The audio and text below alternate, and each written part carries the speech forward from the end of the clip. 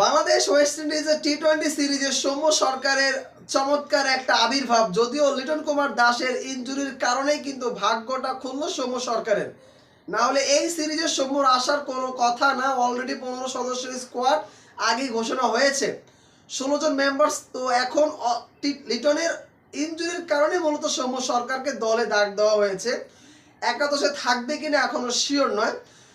কোন 11 জন আসলে প্রথম টি-20-র জন্য বাছাই করা হচ্ছে সেইটা নিয়ে মূলত আলোচনা হবে। তার আগে সৌম্যকে নিয়ে ছোট্ট করে একটু বলা যাক।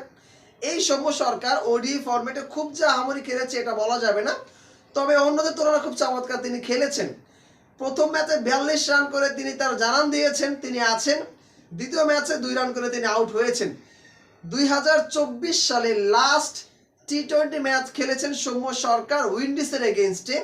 এরপরে আসলে সৌম্যকে দলে থাকলেও সৌম্য আসলে সুযোগ পায় না একাদশে। সেই সৌম্য সরকার অস্ট্রেলিয়ার বিপক্ষে কিন্তু মাঠে নামার একটা পায়তারা তিনি করছে। প্রথম কথা হচ্ছে, সৌম্য সরকার কি ওপেনিংয়ে থাকছে? আমার কাছে পার্সোনালি মনে হয় থাকছে। কেন বললাম? দেখেন, সাইফ হাসান রিসেন্ট নিউজিল্যান্ডের সাথে যেই ম্যাচটা হয়েছে সেই ম্যাচে সাইফ হাসান একটা ম্যাচ খেলার সুযোগ পেয়েছে যেখানে তিনি 16 রান করে আউট হয়েছেন। ওডিআই ফরম্যাটটাও ঠিকঠাক মতো তিনি করতে পারছেন না। আমার কাছে মনে হয় একটি ম্যানেজমেন্ট সৌম্যকে দিয়ে আসলে তানজিদ হাসান তামিম তার সাথে স্টার্টটা করাতে পারে, কিংবা ইমন এবং তামিমকে দিয়ে হচ্ছে ওপেনিংটা করাবে, ওয়ান ডাউনে সৌম্যকে দিয়ে চালাবে। কারণ যেহেতু লিটন এই জায়গাটাতে পারফেকশন ছিল, সাইফকে মনে হয় না এই জায়গাটাতে ইনক্লুড করবে। আবার ভিন্ন রূপও হতে পারে। সো ওপেনিংয়ে ইমন এবং তানজিদ, তারপরে আমার পছন্দ হচ্ছে সৌম্য সরকার এই জায়গাটাতে। সাইফের তুলনায় সৌম্য চমৎকার হবে আমার কাছে মনে হয়। দেন তৌহিদ হৃদয় এই জায়গাটাতে অটো চয়েস, আসলে তার রিপ্লেসমেন্ট এই মুহূর্তে বিসিবির হাতে কোনো প্লেয়ার নেই। সো তৌহিদ হৃদয় থাকছে কনফার্মলি। যেহেতু আসলে লিটন কুমার দাস খেলছে না, অটো চয়েস হিসেবে নূর হোসেন সোহান তিনি থাকছে উইকেট কিপার হিসেবে। এতে আসলে দ্বিমত রাখার কোনো সুযোগ নাই। শেখ মাহাদি তিনি অবশ্যই থাকবেন, কারণ টি-20 ফরম্যাটে তিনি চমৎকার একজন বলার। এতে সবাই আসলে আমরা এই মুহূর্তে জানা আছে যে বাংলাদেশ বর্তমান সময়ে টি-20-র খুব চমৎকার একজন অফ স্পিনার বলার কিন্তু শেখ মাহাদি। সো তিনি থাকছেন, শেখ মাহাদি থাকছেন। এই জায়গায় নাসুম নাকি রিশাদ, আমার কাছে মনে হয় অস্ট্রেলিয়ার এগেইনস্টে নাসুম এবং রিশাদ দুজনেই পারফেক্ট। তবে আমার কাছে মনে হয় ব্যাটিং অর্ডারটা যদি চিন্তা করা হয় তাহলে সেই ক্ষেত্রে রিশাদকে এই জায়গাটাতে রাখা হতে পারে, কারণ বাংলাদেশে একজন লেগ স্পিনারের খুব অভাব, সেই অভাবটা কিন্তু পূরণ করেছে রিশাদ। সো রিশাদকে এই জায়গাটাতে আমার কাছে মনে হয় আগামীকালের ম্যাচে রিশাদকে অবশ্যই দেখা যাবে এই জায়গাটাতে। পেস ইউনিট নিয়ে খুব একটা ভাবার চিন্তা নাই, তিনটা নাম একেবারে মুখস্থ: নাহিদ রানা, তাসকিন আহমেদ এবং মোস্তাফিজুর রহমান।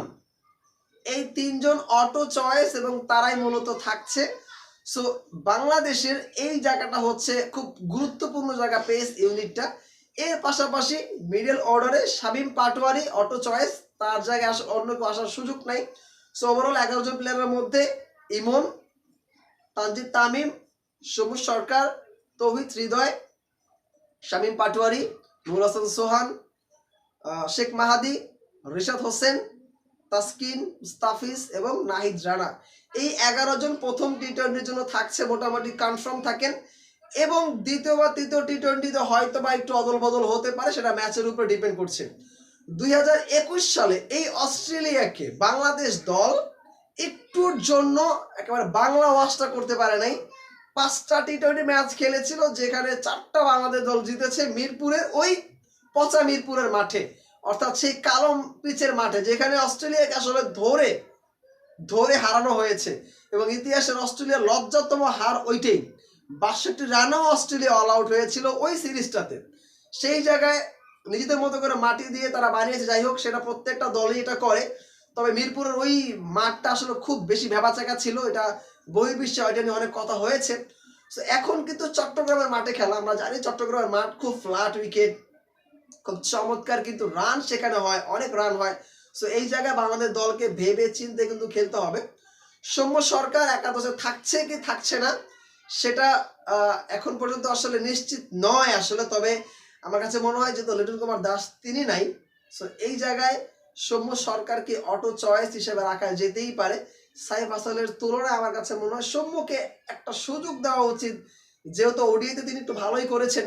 সো টি-20তে সৌম্য সরকার আসলে কতটুকু রিদমে আছে, একটা সুযোগ হয়তোবা সৌম্য সরকার চাচ্ছে। সো এই সুযোগটা আমার কাছে মনে হয় ম্যানেজমেন্টের দেওয়া উচিত। দেওয়া উচিত বলতে কি, মানে তাকে দিতেই হবে, ব্যাপারটা এরকম।